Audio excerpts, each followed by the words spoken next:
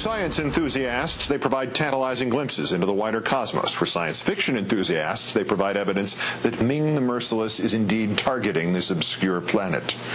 Our number one story in the countdown: unidentified flying objects and unexplained attacks from outer space. One visitor from the skies was strong enough to break through the roof, break bathroom floor tiles, and embed itself in the wall of a home in Freehold Township in New Jersey. A kidney-shaped chunk of something with a dull metallic exterior. Police have ruled out it was part of a plane, now believe it might be a small meteor, or perhaps the first salvo of Ming's hot hail attack. And then there's this story you may have already heard about: United Airlines employees who swear it was something otherworldly in the skies above Chicago's O'Hare Airport on November 7th, but neither the FAA nor indeed their own employer appears to be taking them seriously. Chicago Tribune interviewing several people anonymously, including maintenance workers, baggage handlers, and pilots, who each and all described a dark gray saucer-like object that hovered low over Concourse C of the United Airlines terminal just before sunset, before shooting off into the sky. This isn't a picture of it, that's a plane. Some say it moved so fast it literally punched a hole in the clouds. United Airlines claims it had no record of the sighting, even though employees say they filled out reports.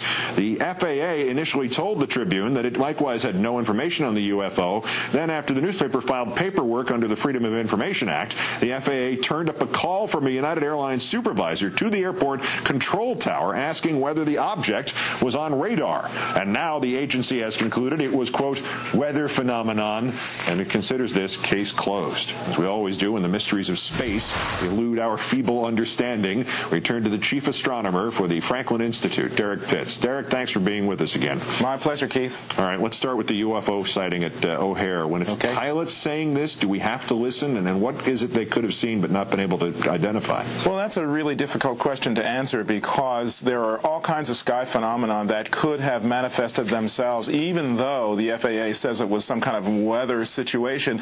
There are lots of different things that could be seen in the sky.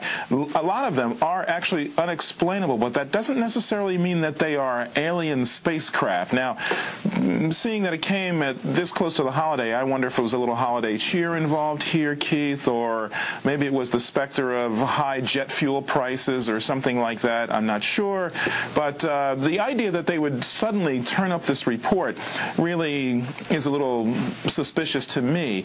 Although you would think that pilots would be able to describe pretty accurately these odd things that they do see. I'm sure there are many of them. The question, though, is it just an unidentified flying object, or if it actually was an alien spacecraft? We'll have to hear from the aliens to find out. Yeah, the file footage we always show for UFO stories, again, this is just a plane, was actually taken by the Mexican Air Force, and that government at least acknowledges, we don't have a clue what this is. Why can't the U.S. government just say, we don't have a clue what this is that the United Airlines workers might have seen on November 7th, and leave it at that? Why do we get this one version of the story followed by a Freedom of Information Act measure and then another version of the story? I don't know why they would do something like that. It's a completely legitimate response to say, I don't know. There are plenty of phenomena that aren't identifiable immediately, and this could certainly be one of them. So rather than create this air of suspicion and all this other stuff that they have going on, it's much better for them to just say, I don't know. And you would think that the number of objects that get seen by pilots over and over again, that would immediately crop up. It seems to me that the likeliest conclusion here is that the aliens have landed many years ago in this country, in this world, with one goal in mind: to create conspiracy theories and then just sit back and enjoy them.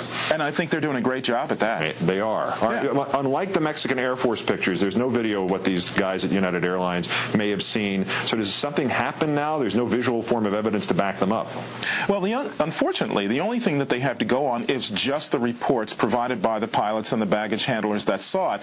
It is possible that someone might try to create an actual UFO report. There is an organization that does take these eyewitness viewings of these things and try to make scientific sense of what they actually were, so that they could get to the bottom of whether or not it's unidentified or whatever. But in this instance, if there's no corroboration anywhere, for example, the FAA has no radar record or anything of that sort, it's going to be pretty tough to tie this down as something other than, gosh, we don't know what they saw.